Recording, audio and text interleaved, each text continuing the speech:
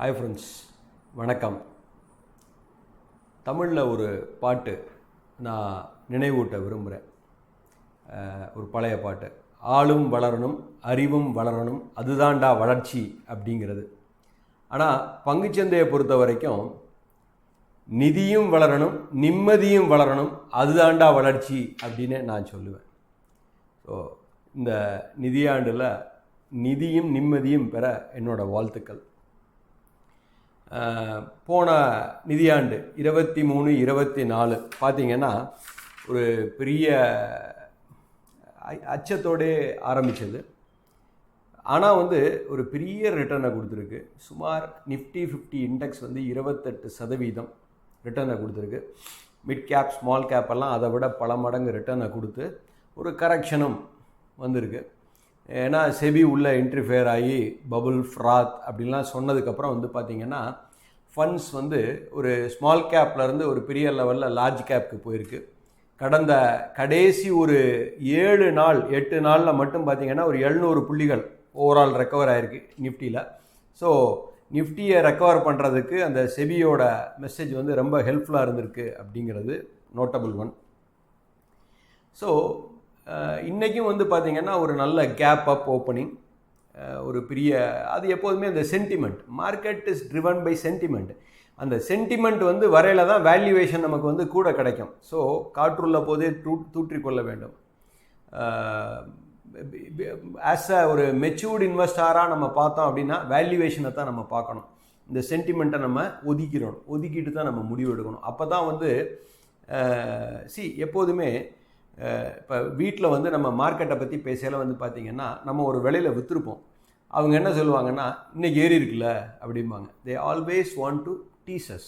இன்னொன்று பார்த்திங்கன்னா இறக்கத்தில் வாங்கணும், ஹையில் விற்கணும் அப்படிம்பாங்க. We are not God.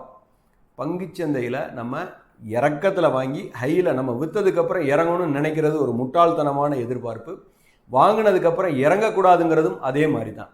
So எப்படி இறங்கினாலும் அதை மேனேஜ் பண்ண நம்ம கற்றுக்கணும், எப்படி ஏறினாலும் அதை மேனேஜ் பண்ண கற்றுக்கணும். So buying in a phased manner அப்படிங்கிறத அதனால தான் அதை சொல்லுவோம்.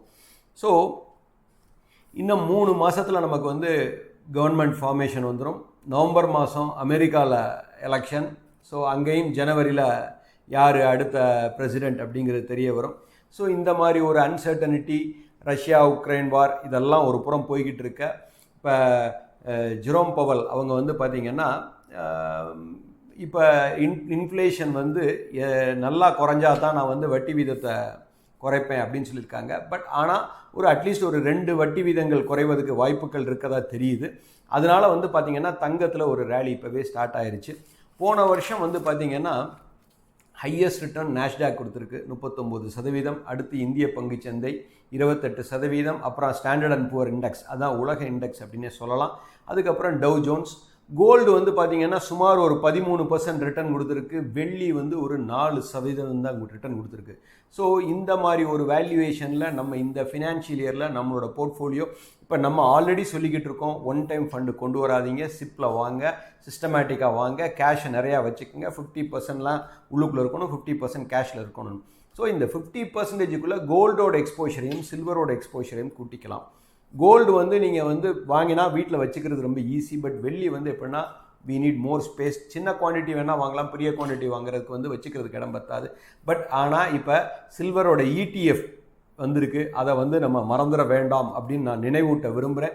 ஸோ இந்த வருஷம் 24-25ன்னு நான் சொல்ல விரும்பலை. இன்னொரு நெக்ஸ்ட் 3 இயர்ஸ்க்கே எப்படின்னா lot of uncertainties may happen. But India is in a better wicket compared to rest of the world. மற்ற நாடுகளை விட நம்ம சேஃபராக இருக்கும். பட் இந்தியா ஒரு செல்ஃப் கன்சியூமிங் எக்கானமின்னு நான் சொல்லுவேன். Rural economy.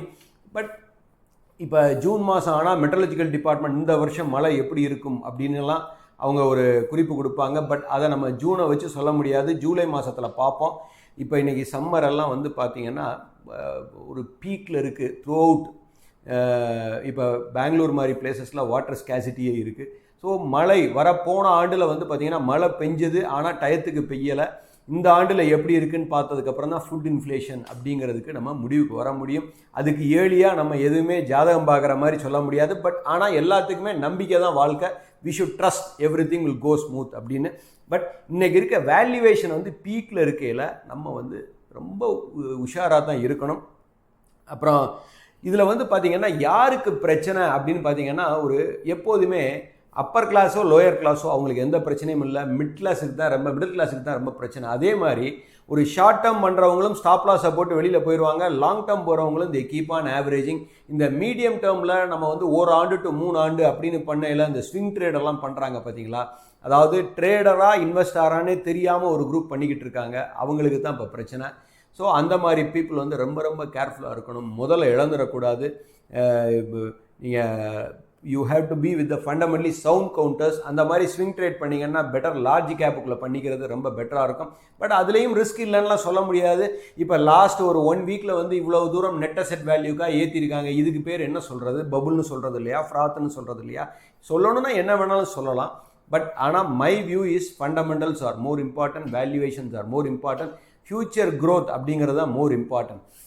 அதாவது நிறையா பேர் வந்து பார்த்திங்கன்னா பேப்பரில் வந்து பார்த்திங்கன்னா மார்க்கெட்டில் வந்து பணத்தை விட்டுட்டேன், 10 லட்சத்தை விட்டுட்டேன், 20 லட்சத்தை விட்டேன், அதனால் சூசைட் பண்ணிக்கிட்டேன் அப்படின்லாம் சொல்கிறாங்க. பட் ஆனால் பங்குச்சந்தையில் வந்து கற்றுக்காமல் உள்ளுக்குள்ளே பணமே போடக்கூடாது அப்படிங்கிறது மை அட்வைஸ்.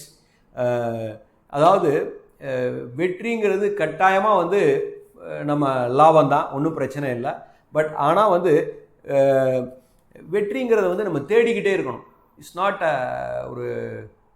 ஒரு learning, it's a process, continuous process. இப்போ day by day things are changing. So அது வந்து கிட்டக்க இருந்துச்சுன்னா நம்ம வந்து அதிர்ஷ்டம், தூரக்க இருந்ததுனாக்க கிட்டத்தட்ட வந்து பார்த்திங்கன்னா ஒரு நம்பிக்கைன்னே சொல்லுவேன்.